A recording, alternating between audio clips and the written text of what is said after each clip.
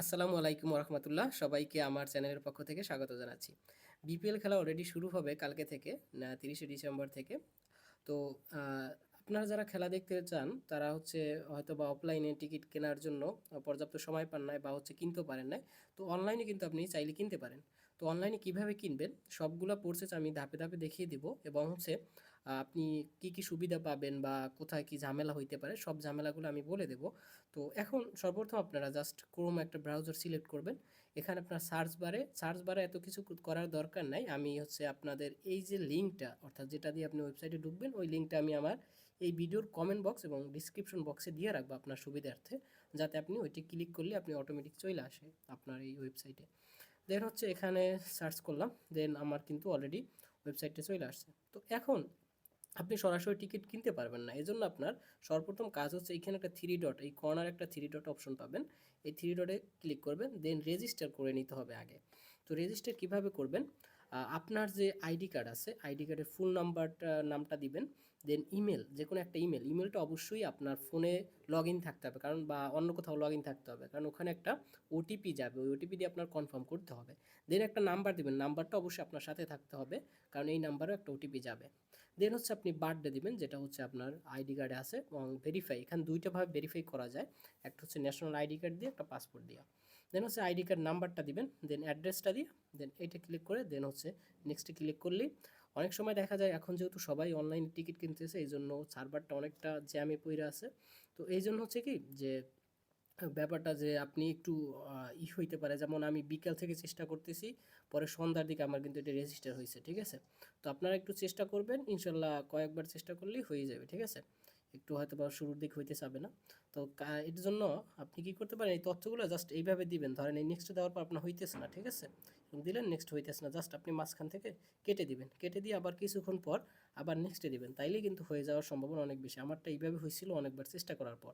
তো আশা করি আপনারা এটুকু পারবেন। এরপর এটি নেক্সটে ক্লিক করার পর আপনার মেইলে একটা এসএমএস যাবে, অর্থাৎ ওটিপি যাবে। ওই ওটিপিটা আপনি দিয়ে কনফার্ম করবেন। দেন কনফার্ম করার পর আপনার ফোনেও একটা ওটিপি যাবে, সেটা দিয়ে আপনি কনফার্ম করে দেবেন। তাইলে আপনার কিন্তু রেজিস্টার করা কমপ্লিট। যেহেতু আমি আমার অ্যাকাউন্টে অলরেডি রেজিস্টার করে ফেলাইছি, আমি ওই অ্যাকাউন্টটা লগ ইন করে আপনার দেখাই দিই পরের প্রসেসগুলো।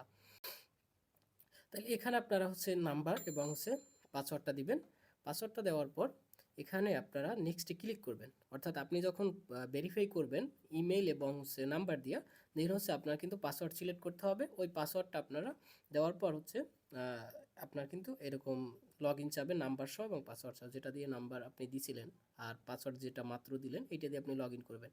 লগ ইন করার পর আপনি যে খেলাটা দেখতে চান, এই যে আপকামিং ইভেন্ট, তো এখান থেকে আপনি কালকে যে খেলা ফরচুন বরিশাল এবং দুর্বার রাজশাহী, এবং সন্ধ্যার দিকে রংপুর রাইডার্স আর ঢাকা ক্যাপিটালস। তো এই খেলাটা আপনি দেখবেন। তো এই জন্য আপনি এইটা ক্লিক করলেন, দেন বাই টিকিট নাও, এখানে আপনি ক্লিক করবেন। ক্লিক করার পর এখানে দেখবেন যে বিভিন্ন জোন আছে, অর্থাৎ আপনার কিন্তু সব জায়গার টিকিটের প্রাইস এক না। এখন কোন জায়গায় আপনি কিনতে চান, কত টাকা টিকিট কিনতে চান, সেজন্য আপনি এখান থেকে সিলেক্ট করবেন যে কোনো একটা জোন। ধরেন আমি এই জোনটা সিলেক্ট করলাম, আমাকে কিন্তু এখানে দেখাই দিবে যে এই জোনটা আপনি। তো এই জোনটার প্রাইস কত, আমি নিচে গেলেই দেখতে পারবো যে 500 টাকা। দেন আমি অন্য জোন একটা সিলেক্ট করলাম, এই জোনটা আমি সিলেক্ট করলাম, আমার এখানে কিন্তু দেখাচ্ছে এই জোনটা। তো এখানে টিকিটের দাম 500 টাকা।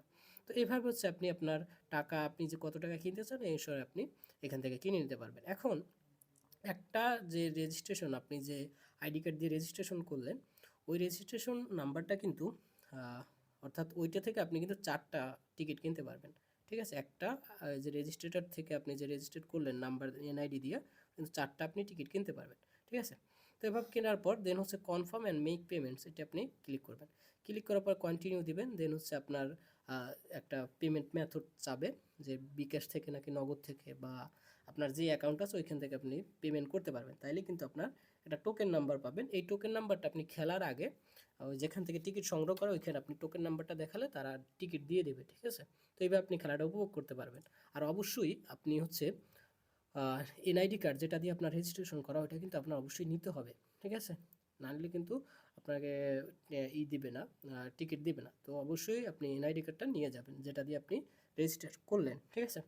তো সবাই বুঝছেন আশা করি। তো আপনাদের জন্য ভিডিওটা তৈরি করছি, তো একটা লাইক তো ডিজার্ভ করি, এবং অবশ্যই চ্যানেলটা সাবস্ক্রাইব করে রাখবেন, যাতে আপনাদের যে কোনো সমস্যায় আমি আপনাদের পাশে থাকতে পারি। তো সবাই সুস্থ থাকেন, ভালো থাকেন, ইনশাল্লাহ পরবর্তী কোনো ভিডিওতে আপনাদের সাথে দেখা হচ্ছে। আল্লাহ হাফেজ।